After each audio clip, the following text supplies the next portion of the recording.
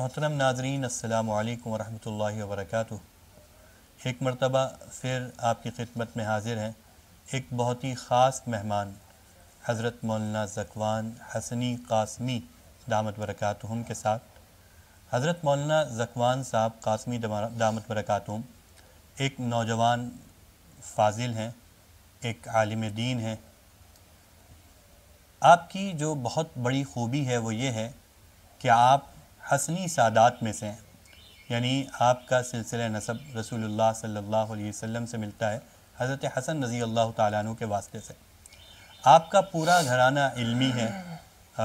معروف اکابر ہیں جو فتح پور میں جنہوں نے دین کا کام کیا ہے، کانپور میں، اور اس کے علاوہ ہندوستان کے مختلف علاقوں میں آپ کے خانوادے کا کام ہے۔ ہم انشاءاللہ آج مولانا ذکوان صاحب سے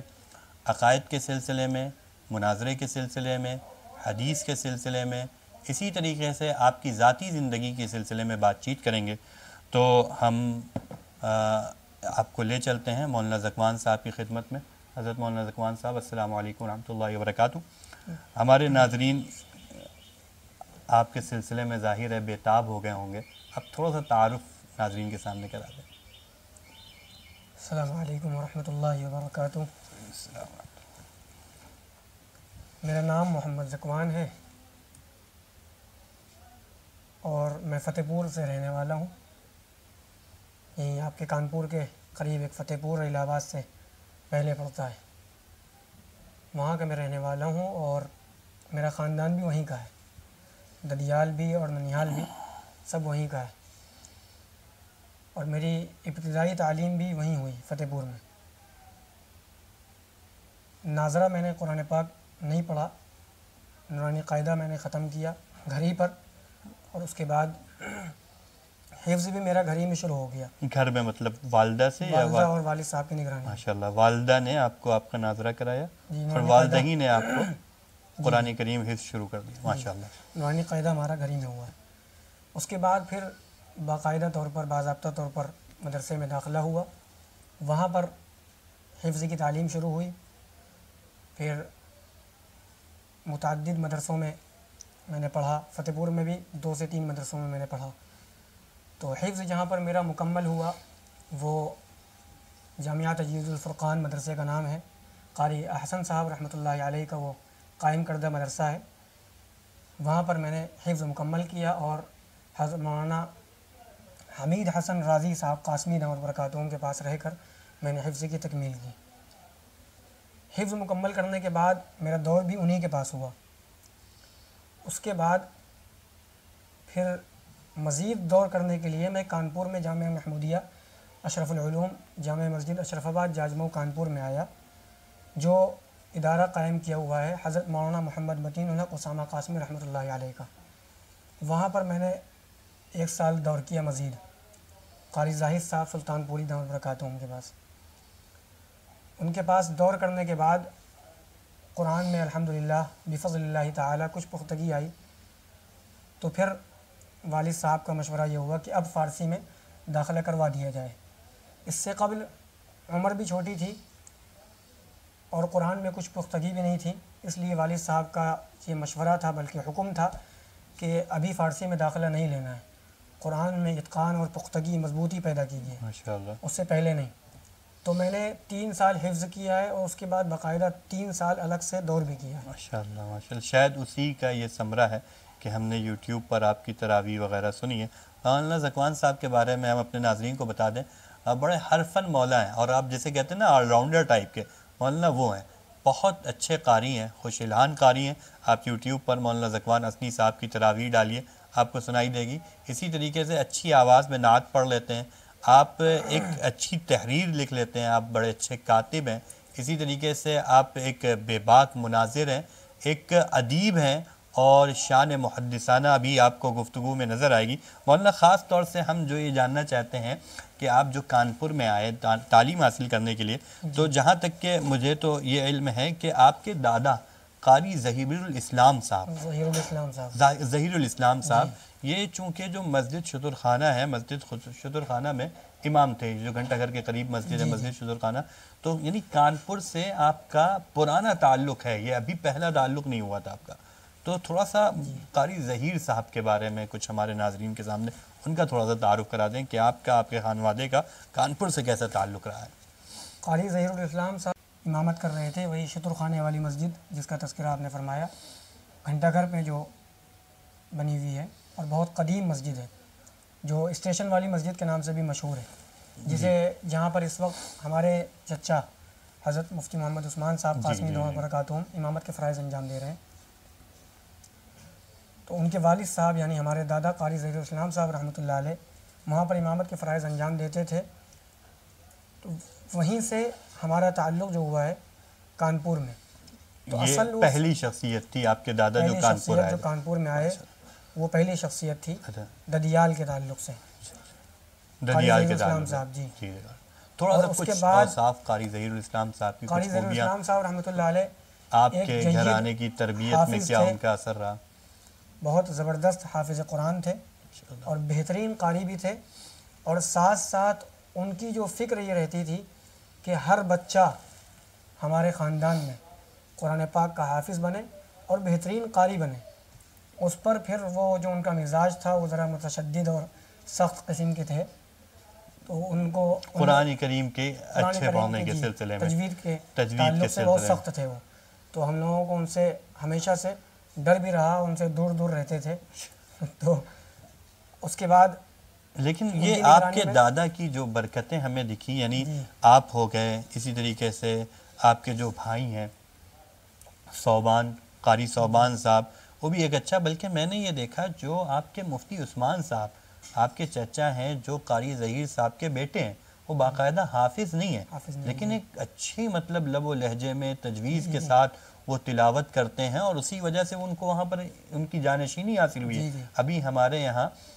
تلاوت کا مسابقہ ہوا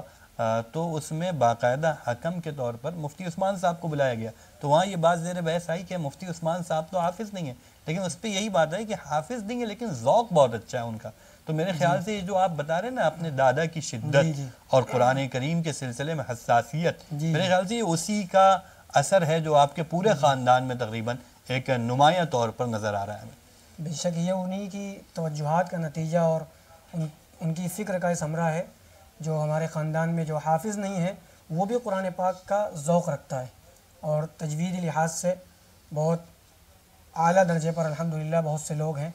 میں تو نہیں ہوں لیکن بہت سے ہمارے خاندان میں ایسے افراد ہیں جو تجویدی لحاظ سے بہت اعلیٰ درجے پر ہیں اور قرآن پاک بہت عمدہ لب و لہجے میں پڑھتے ہیں۔ اور پھر عالم یہ ہے کہ اگر کوئی شخص آ گیا ایسا کہ جو تجویدی لحاظ سے کمزور ہے اور قرآن پاک ڈھنگ سے نہیں پڑھ رہا ہے یا اس کی اقتدا کرنی پڑ گئی، تو پھر ان کی طبیعتوں میں ایسا انقباض ہوتا ہے کہ وہ ناقابل برداشت ہوتا ہے۔ ماشاءاللہ یہ ہمیں اس سے ایک ہمیں عبرت ملتی ہے کہ اگر گھر کے ذمہ دار حضرات علم دین کے سلسلے میں، قرآن کریم کے سلسلے میں تھوڑا سا بیدار ہو جائیں اور اپنے اندر حساسیت پیدا کر لیں، تو پورا ایک خاندان گویا کہ علمی طور پر ایک علمی گھرانہ آپ کا کہلائے گا، اور اس کی نظیر مولانا زکوان صاحب کا گھرانہ ہے تو قاری ظہیر الاسلام صاحب سابق امام مسجد شترخانہ رحمۃ اللہ علیہ، ان کی گویا کہ محنتیں تھیں، اور آج مولانا زکوان صاحب اور قاری صوبان صاحب، مفتی عثمان صاحب، یہ سب ان کا ثمرہ ہمیں نظر آ رہا ہے یہاں پر۔ ان کے ایک بیچ میں تھوڑا سا بتا دوں، قاری ظہیر الاسلام صاحب رحمۃ اللہ علیہ ان کے سب سے بڑے بیٹے جو تھے قاری امین الاسلام صاحب رحمۃ اللہ علیہ، جو ہمارے بڑے ابو ہوا کرتے تھے اور ہم لوگ انہیں تائے ابو کہتے تھے، جی جی ان کا 3 سال قبل تقریباً انتقال ہوا، اللہ تبارک و تعالی ان کے درجات بلند فرمائے۔ آمین۔ وہ دارالعلوم سے ان کی فراغت ہوئی، اس کے بعد انہوں نے باقاعدہ طور پر انٹرویو دیا، امتحان دیا یونیورسٹی میں امامت کے لیے، تو اللہ کے فضل سے ان کی تقرری ہو گئی وہاں پر، اور پھر تا دم حیات وہ وہاں پر مستقل امام رہے، اور جامع مسجد یونیورسٹی میں جو بڑی مسجد کہلاتی ہے جامع مسجد آفتاب ہال میں، وہاں پر کہاں؟ علی گڑھ یونیورسٹی جی AMU میں جامع مسجد جو ہے وہاں پر وہ امامت کے فرائض انجام دیتے رہے۔ اور اس وقت ہمارے چچا جو ہیں حضرت مولانا قاری سلمان صاحب ندوی دامت برکاتہم العالیہ، وہ سلیمان ہال AMU کی ایک AMU کا ہاسٹل ہے ایک، وہاں پر امامت کے فرائض انجام دے رہے ہیں۔ وہ بھی بہترین قاری ہیں ماشاءاللہ، زبردست قرآن پڑھتے ہیں اور ان کا قرآن سننے میں بھی بہت مزہ اور لطف آتا ہے، ایسا لگتا ہے کہ سنتے رہیں۔ قاری امین صاحب کا بھی قرآن بہترین تھا، اور ہمارے چچا جو ہیں قاری سلمان صاحب، ان کا بھی قرآن بہترین تھا۔ خاص بات یہ ہے کہ ان حضرات نے والد صاحب کے پاس رہ کر حفظ کیا ہے۔ ماشاءاللہ ماشاءاللہ۔ یہ آپ کے خاندان میں جس کا بھی ظاہر ہے تذکرہ چھیڑ دیا جائے، میرے خیال سے بات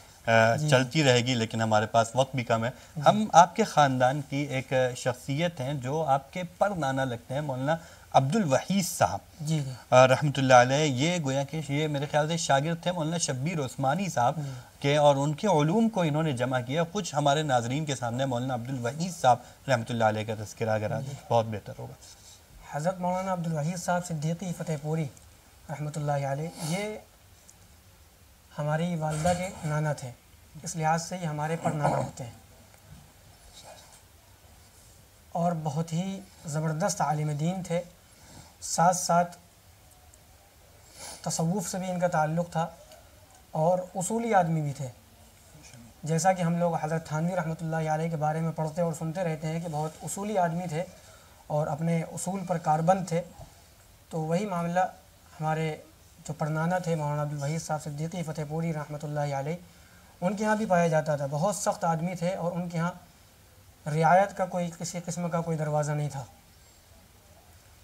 اصل جو ان کا فن تھا وہ منطق اور فلسفہ، بہت زبردست قسم کے اس میں ماہر تھے، حتیٰ کہ جو علوم عقلیہ کے علوم عقلیہ کے زبردست ماہر تھے، حتیٰ کہ جو وکلاء ہوتے ہیں اور زبردست قسم کے جو وکلاء ہوتے ہیں وہ بھی ان سے گھبرایا کرتے تھے ان کا سامنا کرنے سے۔ عدالت تک میں جا کر انہوں نے مقدمے جیتے ہیں خود۔ اچھا ماشاءاللہ۔ اور ان کی جو تعلیم تھی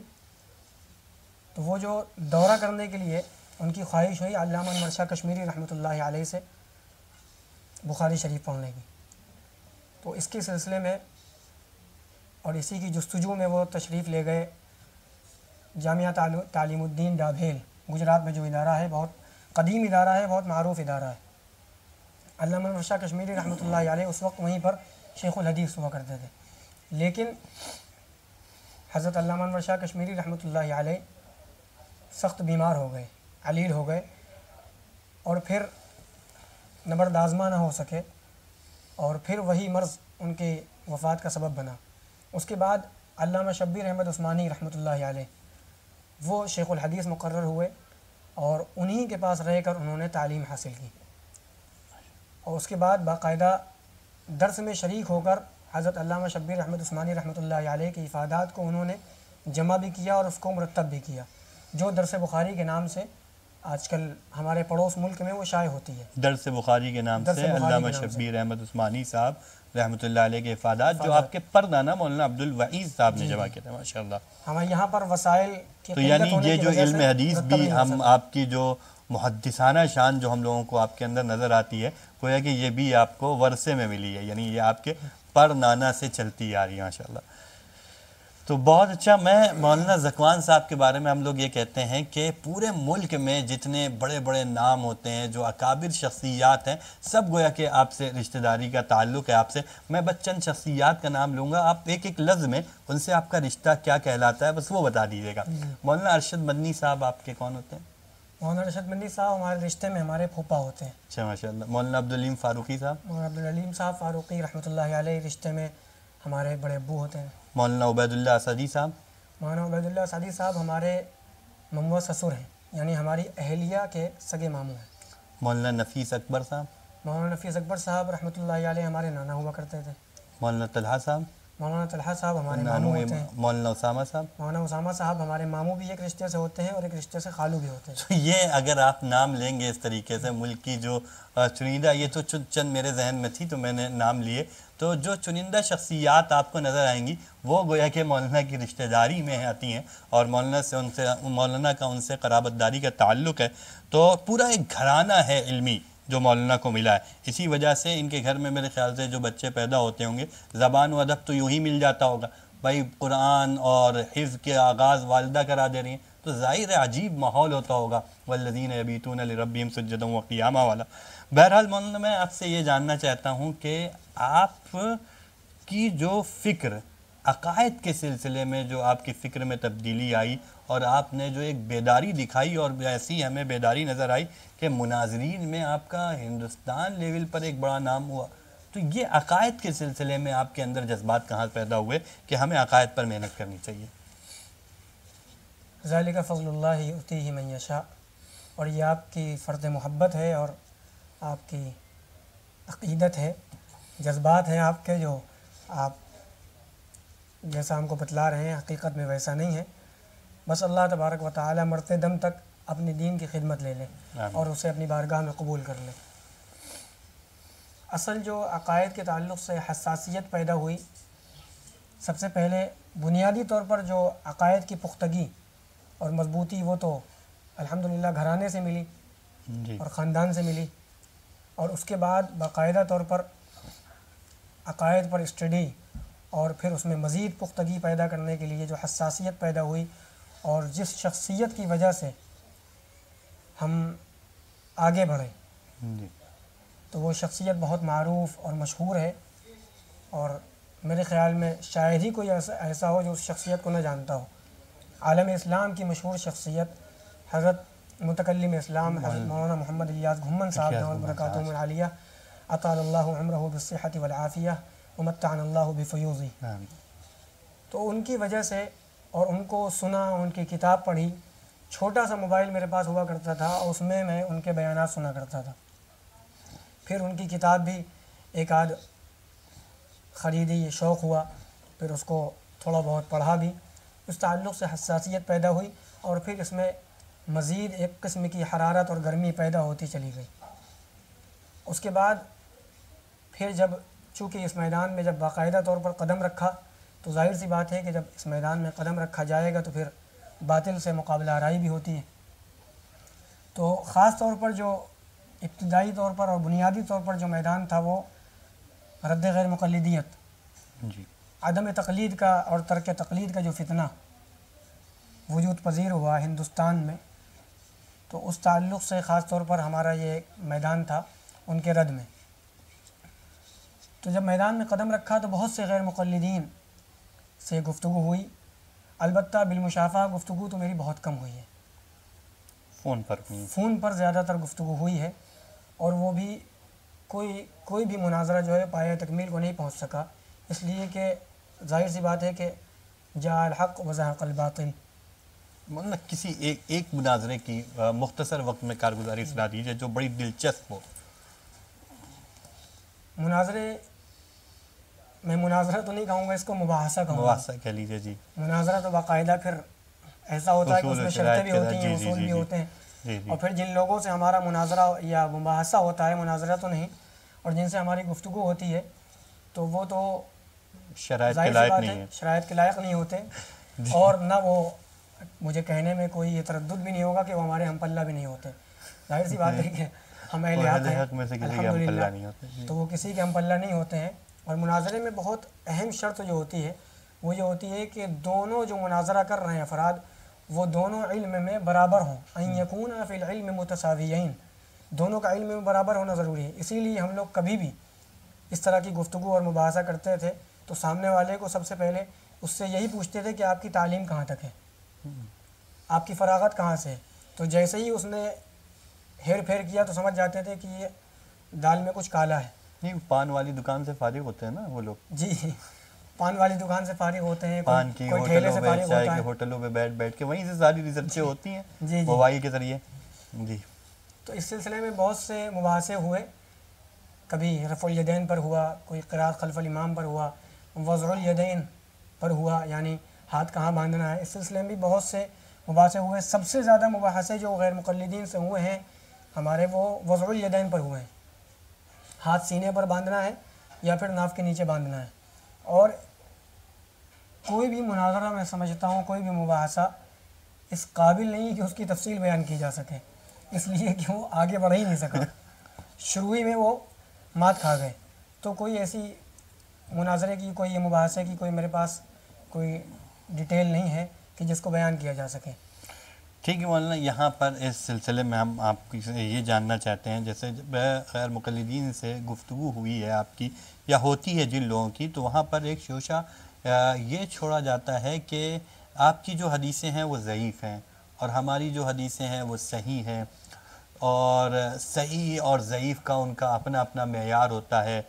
اور اسی طریقے سے سنت اور حدیث کا فرق ان کے یہاں نہیں ہوتا ہے۔ تو آپ کیونکہ علم اصول حدیث بھی اچھی طریقے سے آپ سے واقفیت رکھتے ہیں، تو اس سلسلے میں ہم آپ سے یہ جاننا چاہتے ہیں کہ حدیث و سنت میں کوئی فرق ہے یا نہیں ہے؟ غیر مقلدین کا یہ دعویٰ کہ ہم حدیث پر عمل کریں گے، تو کیا ہر حدیث ایسی ہوتی ہے جس پر عمل کیا جا سکے، یا ہر سنت ایسی ہوتی ہے جس پر عمل کیا جا سکے؟ اس سلسلے میں تھوڑی سی وضاحت ہمارے ناظرین کے سامنے آپ فرمائیں۔ حدیث اور سنت جی اس میں فرق نہیں کرتے ہیں غیر مقلدین، لیکن میں آپ کو بتاؤں کہ محدثین کے ہاں عام طور پر یہ دونوں اصطلاح جو ہے وہ تصاوی کے طور پر اور تباین کے طور پر تو نہیں بیان کی جا سکتی، لیکن یہ کہا جا سکتا ہے کہ بسا اوقات محدثین کے ہاں ایک کا اطلاق دوسرے پر ہو جاتا ہے، کبھی حدیث کو سنت کہہ دیتے ہیں، سنت کو حدیث کہہ دیتے ہیں، تو محدثین کے ہاں اس میں قدر تفصیل ہے۔ لیکن جب ہم آگے بڑھیں گے تو ہمیں معلوم ہوگا کہ حدیث اور سنت میں کچھ فرق ہے، ایسا نہیں کہ دونوں کو یکساں طور پر ایک قرار دے دیا جائے، اس لیے کہ جب ہم آگے دیکھیں گے حدیث کسے کہتے ہیں، تو پھر حدیث کی تعریف کی جائے گی۔ حدیث کی تعریف کے بعد حدیث کی اقسام آتی ہیں۔ جب حدیث کی اقسام ہم بیان کریں گے کسی کے سامنے، تو پھر ہمارا ان سے سوال یہ ہوگا کہ کیا یہی اقسام سنت کی بھی ہے؟ تو ظاہر سی بات ہے کہ سنت کی یہ قسمیں نہیں ملیں گی، حدیث کی قسمیں تو ملیں گی۔ حدیث قولی بھی ہوتی ہے، فعلی بھی ہوتی ہے، تقریری بھی ہوتی ہے، تین قسم۔ تھوڑا سا ادھر، ہاں ٹھیک ہے۔ حدیث ایک تو نبی صلی اللہ علیہ وسلم نے جو اپنی زندگی میں افعال انجام دیے ہیں وہ بھی حدیث کہلاتی ہے، اور نبی صلی اللہ علیہ وسلم نے جو باتیں ارشاد فرمائیں وہ بھی حدیث کہلاتی ہیں۔ اور پھر نبی صلی اللہ علیہ وسلم کی حیات میں اور نبی صلی اللہ علیہ وسلم کی زندگی میں جو امور انجام پائے اور نبی صلی اللہ علیہ وسلم کو اس کا علم ہوا، یا نبی صلی اللہ علیہ وسلم نے اس کو دیکھا خود اپنی آنکھوں سے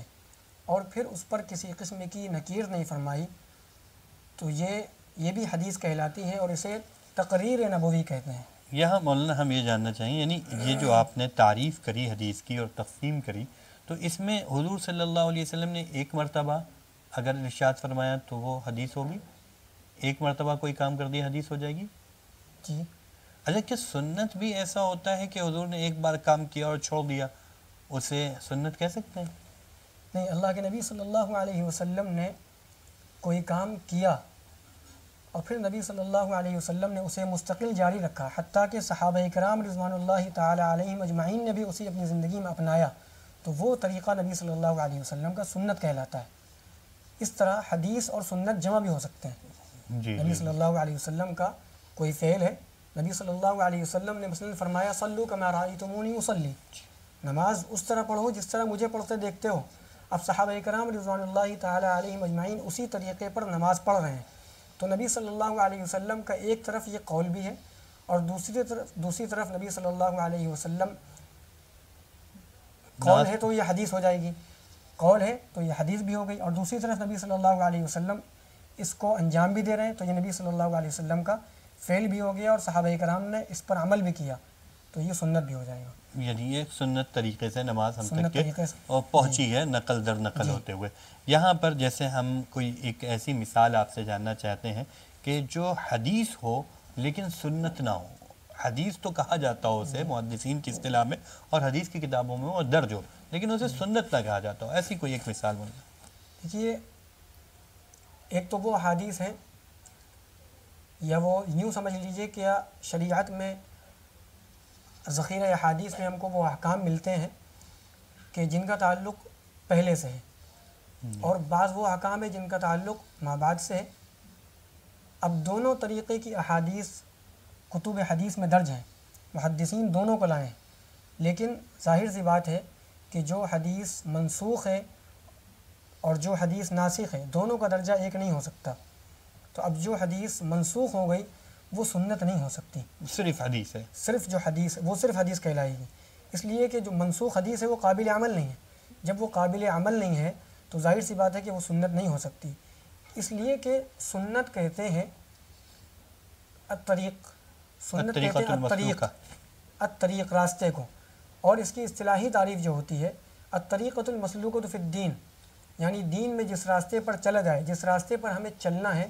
وہ سنت کہلاتا ہے، اور جس راستے پر نہیں چلنا ہے تو وہ سنت نہیں کہلائے گا. قرآن پاک میں بھی اس میں استعمال ہوا ہے قل ھذہ سبیلی ادعو الی اللہ. اللہ کے نبی صلی اللہ علیہ وسلم نے اپنا راستہ بتلایا ہے، وہ راستہ سنت ہے، وہ راستہ سنت ہے. اور اللہ کے نبی صلی اللہ علیہ وسلم نے جیسا کہ فرمایا علیکم بسنتی،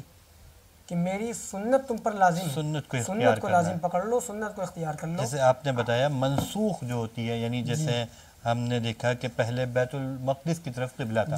یہ حدیث ہے لیکن یہ سنت نہیں ہے. تو آپ کی گفتگو سے یہ پوری بات سمجھ میں آئی کہ جو ہمیں اپنا نام جو ہمارا اہل سنت ہے، ہم اپنے آپ کو اہل حدیث نہیں کہہ رہے، گویا کہ ایک بہت معنی خیز ہمارا نام ہے، بامعنی نام ہے، کہ وہ طریقہ جو رسول اللہ صلی اللہ علیہ وسلم کا ہو اور صحابہ نے لیا ہو، صحابہ نے مستقل عمل کیا ہو. جیسے بخاری میں کھڑے ہو کر پیشاب کرنے کی حدیث ہے لیکن اسے سنت نہیں کہا جاتا، کیونکہ رسول اللہ صلی اللہ علیہ وسلم کی عادت شریفہ یہ تھی کہ حضور صلی اللہ علیہ وسلم بیٹھ کر پیشاب کرتے تھے، صحابہ میں یہی طریقہ رائج ہوا، تو اس وجہ سے یہ سنت کہلائے گا. حتیٰ کہ حضرت عائشہ، آپ کی بات سے یاد آ گیا، حضرت عائشہ صدیقہ رضی اللہ تعالیٰ عنہ فرماتی ہیں کہ جو شخص آپ سے یہ بات بیان کرے اور آپ کو یہ خبر دے کہ نبی صلی اللہ علیہ وسلم کی عادت شریفہ یہ تھی کہ وہ کھڑے ہو کر پیشاب فرماتے تھے، تو حضرت عائشہ فرماتی ہیں فلا تصدقوہ، پھر اس کو آپ سچا مت سمجھیے گا. پھر فرماتی ہیں کہ اللہ کے نبی صلی اللہ علیہ وسلم بیٹھ کر ہی پیشاب کیا کرتے تھے. یعنی حضرت عائشہ یہ حضور صلی اللہ علیہ وسلم کی سنت نقل کر رہی ہیں، اور جن روایت میں کھڑے ہو کر پیشاب کرنے کا تذکرہ ہے وہ حضور کی حدیث ہے. حضور کی حدیث ہے. کسی مصلحت سے اللہ کے نبی صلی اللہ علیہ وسلم نے کوئی کام کیا ہو، کوئی مسئلہ بتانے کے لیے کیا ہو، بیان جواز کے لیے کیا ہو، یا پھر نبی صلی اللہ علیہ وسلم کے ساتھ بسا اوقات ایسا ہوتا ہے کوئی فعل خاص ہوتا ہے، اور وہ بھی حدیث نہیں ہو، وہ سنت نہیں ہو سکتا. جیسا کہ آپ دیکھیے اللہ تبارک و تعالیٰ نے نبی صلی اللہ علیہ وسلم کو نکاح کے سلسلے میں اجازت دی ہے کہ اللہ کے نبی صلی اللہ علیہ وسلم 4 سے زیادہ شادیاں کر سکتے تھے. اور پھر ہمیں معلوم ہے کہ نبی صلی اللہ علیہ وسلم کی 11 بیویاں تھیں اور بیک وقت 9 بیویاں آپ کے نکاح میں تھیں. لیکن اللہ تبارک و تعالیٰ نے اس چیز کو نبی صلی اللہ علیہ وسلم کے ساتھ خاص فرمایا ہے. سورہ احزاب میں آپ دیکھیے اللہ تبارک و تعالیٰ نے پیچھے جو آیت بیان فرمائی یا ایھا النبی انا احللنا لک ازواجک اللاتی، آخر میں جو اللہ تبارک و تعالیٰ نے فرمایا خالصۃ لک من دون المؤمنین، کہ یہ آپ کے لیے خاص ہے، مؤمنین کے لیے اس کی اجازت مومنین کو نہیں ہے. جو حضور صلی اللہ علیہ وسلم کی خصوصیات ہیں وہ حدیث میں مروی ہیں، یعنی وہ حدیث ہے لیکن صحابہ نے جو آپ نے دوسری شق بیان کری تھی صحابہ نے اس کو لیا، یہ عمل چونکہ صحابہ کے لیے نہیں تھا اس لیے اسے سنت نہیں کہا جائے گا، سنت وہ ہوگا. ماشاءاللہ بہت اچھی وضاحت آپ نے کر دی. بعض باتیں تو وہ بھی ہیں جو سنت ہیں حدیث نہیں ہے، تعجب ہوگا. بعض باتیں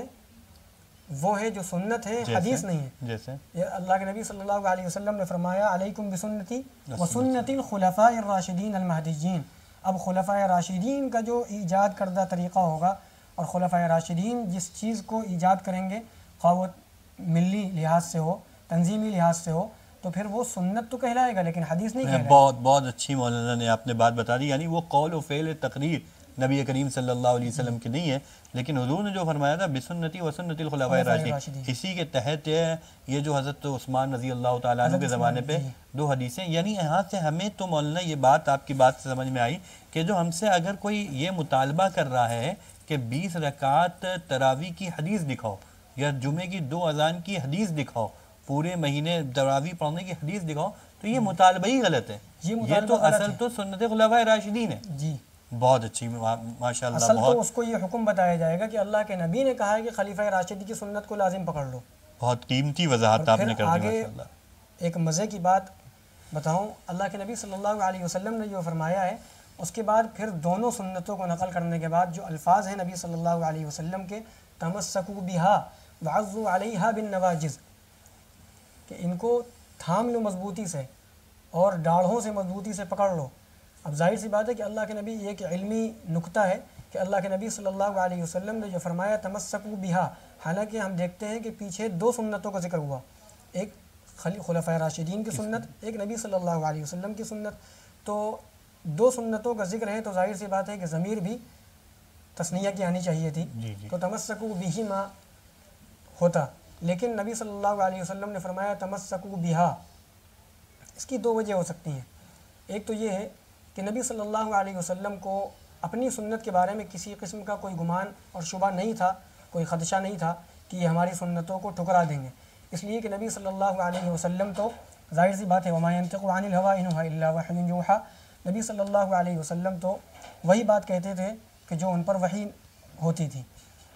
لیکن نبی صلی اللہ علیہ وسلم کو یہ خدشہ ہوا کہ خلفائے راشدین کی سنت کو ٹکرا دیا جائے گا، تو پھر اللہ کے نبی صلی اللہ علیہ وسلم نے خاص طور پر خلفائے راشدین کی سنت کے لیے یہ تاکیدی الفاظ ارشاد فرمایا کہ تمسکوا بہا۔ اور ظاہر سی بات ہے کہ ہمیں معلوم ہے کہ ضمیر کا مرجع جو ہوتا ہے وہ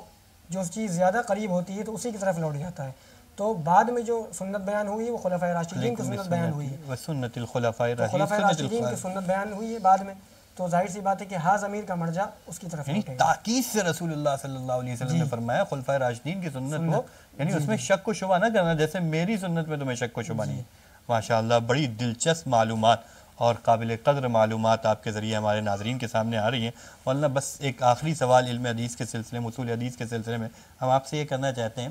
کہ بہت سی ہماری روایات کو یہ کہہ کر رد کر دیا جاتا ہے کہ یہ روایتیں ضعیف ہیں، تو کیا ضعیف روایت ہر اعتبار سے مردود ہوتی ہے، مقبول نہیں ہوگی، یا ضعیف روایات پر بھی عمل کیا جا سکتا ہے؟ جی، اس سلسلے میں یہ سمجھ لیجئے کہ کسی ایک محدث کے کسی حدیث کو ضعیف قرار دے دینے سے وہ روایت ضعیف نہیں ہو جاتی، جی، بلکہ یہ دیکھا جائے گا، دیکھا کیا جائے گا، عموماً دیکھنے میں آتا ہے ایسا کہ بعض محدثین کسی حدیث پر کلام کر رہے ہوتے ہیں تو وہ اس کو ضعیف قرار دے رہے ہوتے ہیں، لیکن بعض دیگر محدثین کی تحقیقات میں وہ حدیث ضعیف نہیں ہوتی، تو ظاہر سی بات ہے کہ پھر یہ ناانصافی ہوگی کہ ہم کسی ایک محدث یا چند محدثین کے قول کو دیکھ لیں اور دوسروں کے اقوال سے صرف نظر کر کے حکم نافذ کر دیں اور پھر یہ فیصلہ سنا دیں کہ یہ حدیث ضعیف ہے، حتیٰ کہ مجتہدین نے جو روایات لی ہیں اور پھر متاخرین نے ان روایات کو آ کر ضعیف قرار دیا ہے، تو اس میں بھی یہ دیکھا جائے گا کہ متاخرین نے جو ضعیف قرار دیا ہے ان روایات کو وہ کس وجہ سے دیا ہے۔ بسا اوقات ایسا ہوتا ہے کہ متاخرین ان روایات کو ضعیف قرار دے رہے ہوتے ہیں اس راوی کی بنیاد پر جو مجتہدین سے بعد میں آیا ہے، مجتہدین کے زمانے کے بعد آیا ہوا ہے، مجتہدین کے زمانے میں وہ روایت بالکل درست تھی اور اس کے بعد وہ روایت آگے بڑھی، پھر اس کو بیان کرنے والے بھی ظاہر سی بات ہے آگے بڑھیں گے، تو اس کو بیان کرنے والے جب آگے بڑھے تو ان میں کوئی ایک ایسا راوی آ گیا جو ضعیف تھا، تو اس کی وجہ سے متاخرین نے اس روایت کو ضعیف قرار دے دیا، لیکن ہم یہ دیکھیں گے کسی مجتہد نے اس حدیث سے استدلال کیا ہوا ہے یا نہیں کیا ہوا ہے۔ اگر کسی مجتہد نے اس حدیث سے استدلال کیا ہوا ہے تو یہ اصول حدیث کا ایک قاعدہ ہے کہ اس مجتہد کے نزدیک وہ حدیث صحیح قرار پائے گی، یعنی وہ جس کے اوپر یہ ضعیف کا حکم لگا رہے ہیں کسی خاص وجہ سے، اس کے استدلال کی وجہ سے وہ روایت صحیح ہوگی اور قابل اور ان کا قبول ہوگی، استدلال بھی درست ہوگا۔ اب ان کے استدلال کو کمزور نہیں میں قرار آپ دیا کی جائے بات سے تو یہ سمجھ رہا ہوں کہ اس روایت کو باقاعدہ احکام میں بھی قبول کیا جائے گا، اس روایت کو اس طور پر احکام میں قبول کیا جا سکتا ہے کہ ضعف شدید درجے کا نہ ہو تو اس کو احکام میں قبول کیا جائے گا۔ اور جو ضعیف روایات ہمارے فضائل اعمال میں موجود ہیں ان پر اعتراضات کیے جاتے ہیں، تو کیا اس سلسلے میں آپ تھوڑی سی روشنی ڈال دیجئے، اعمال کے جو فضیلتیں ہیں ان سلسلے میں اگر ضعیف روایتیں ہیں وہ کیا قابل قبول ہیں یا نہیں؟ دیکھیے، جمہور کا قول اور جمہور کا مسلک تو یہی ہے کہ اعمال کی فضیلت اور فضائل اعمال میں